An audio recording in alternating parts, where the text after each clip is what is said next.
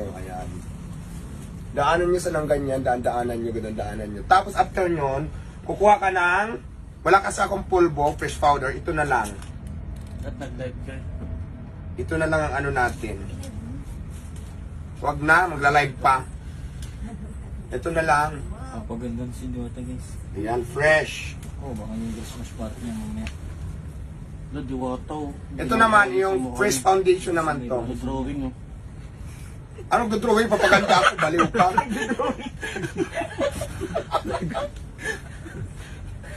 Hindi, drawing din nung mga ano yun mamaya. Madam, may bundok pa dyan. Ayun ba yung basic ano? Pero disclaimer lang ha, Basic itong, makeup. Maganda na, abangan nyo. itong make-up na binili ko, Yan. ano lang to, sa mga bangkita lang. Kaya yung eyeliner ko, hindi talaga siya tumatalab. Yan yung ano yung Mongol 1. Papaganda na si Diwata. Lapis na lang yung gamitin natin.